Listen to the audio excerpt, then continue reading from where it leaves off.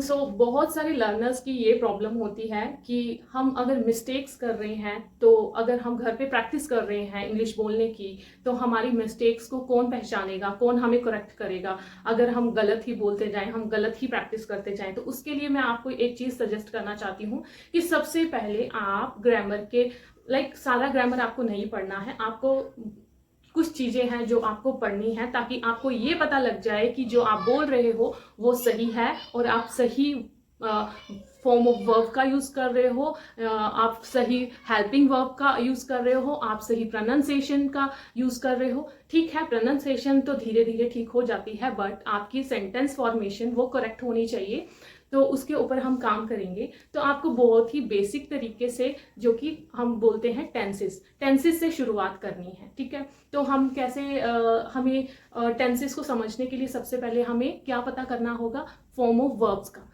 Verbs का हमारे पास knowledge होना बहुत ही ज़रूरी है। सबसे मेन पार्ट आता है हमारा simple form of verb, first form of verb, and that another is past form of verb. Past form of verb आपको उसका नॉलेज होना बहुत ही ज़रूरी है कि हम किसी पर्टिकुलर वर्ब की पास्ट वर्ब क्या है और हमें उसको कैसे और कहाँ यूज़ करना है। तो ठीक है, मैं आपके लिए कुछ बेसिक सी फॉर्म ऑफ वर्ब्स लेके आई हूँ, जो कि मैं आपको कुछ एग्जांपल्स के जरिए आपको समझाऊंगी कि कैसे हमें इनका यूज़ करना है। तो आपको इस अकेली एक वीडियो से आपका 50% जो आपका कंफ्यूजन आपके माइंड में चलती है कि हाँ हमें इज़-एम-आर कब यूज़ करना है, वॉज वर्ब कब यूज़ करना है, हमें फॉर्म वर्ब की फर्स्ट फॉर्म ऑफ वर्ब कब यूज़ करनी है, सेकंड कब करनी है, थर्ड फॉर्म ऑफ वर्ब कब यूज़ करनी है, तो ये आपकी कंफ्यूजन बहुत जल्दी दूर होने वाली है। तो आप इस वीडियो को एंड तक जरूर देखें।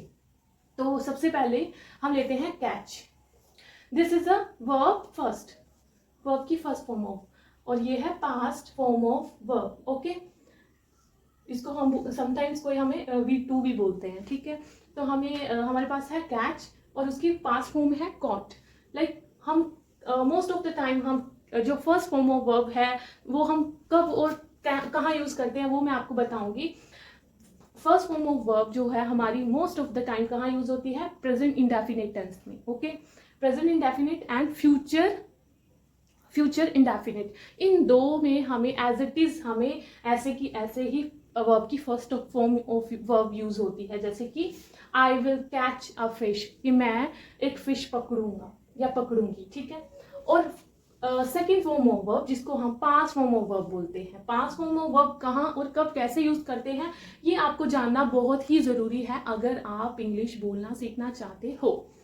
तो हम कब यूज करते हैं, कोई भी काम या तो बहुत पहले हो चुका है या जस्ट अभी भी होके हटा है या थोड़ी देर पहले भी जो काम हो गया है, जो पास्ट का है, उसको हम उस टेंस को क्या बोलते हैं, पास्ट इंडेफिनिट या फिर सिंपल पास्ट हम उसको बोलते हैं।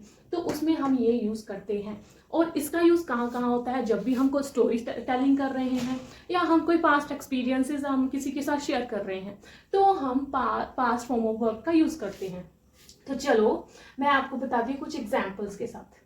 इसमें हमने देखा I will catch a fish, यहां हम पास्ट में हम उसी चीज को क्या बोलेंगे कि उसने फिश पकड़ी।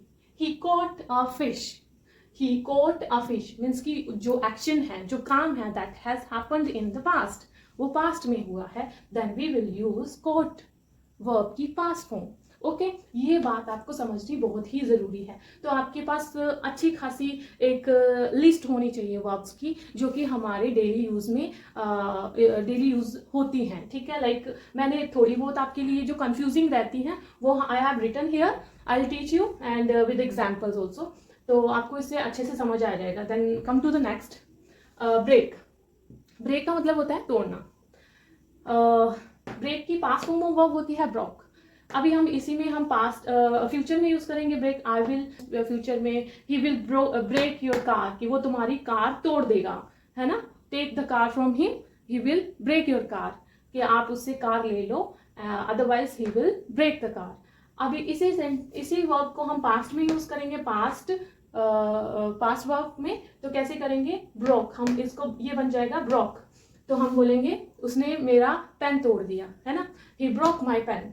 ओके, वैसे ही हमारा आ गया ब्रिंग। ब्रिंग का मतलब होता है लेके आना। Please bring some snacks for me और bring coffee for me. Okay, तो हम उसको पास्ट में कैसे यूज करेंगे कि उसने मेरे लिए चाय लेके आई, मतलब वो मेरे लिए चाय लेके आया। He brought T for me. Okay, अभी आ गया bye.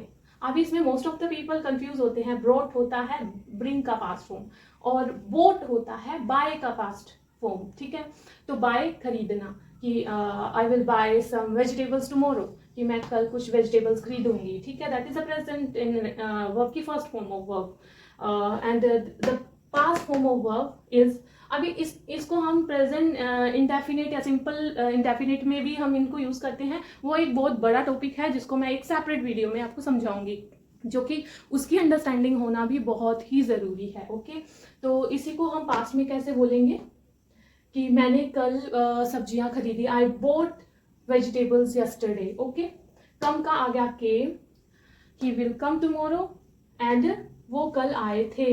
Like he will come tomorrow, वो कल आएंगे और वो कल आए थे। He came yesterday. Okay, like वो कल आया था बोल सकते हैं, he came yesterday. And likewise build का पास्ट फॉर्म है बिल्ट। तो ये सारे हैं हमारे पास। आपको छोटे से एग्जाम्पल्स दिए हैं। अगर आप चाहते हो कि और भी मैं आपको एग्जाम्पल्स लेके आऊँ तो आप कमेंट जरूर करना और वीडियो को लाइक जरूर करना। अगर आपको इससे कुछ भी हेल्प मिली हो, अगर आपको लगता है कि आपका कॉन्सेप्ट किसी हद तक क्लियर हुआ है, तो आप मेरे को कमेंट जरूर करना एंड इस वीडियो को ज़्यादा से ज़्यादा शेयर करना ताकि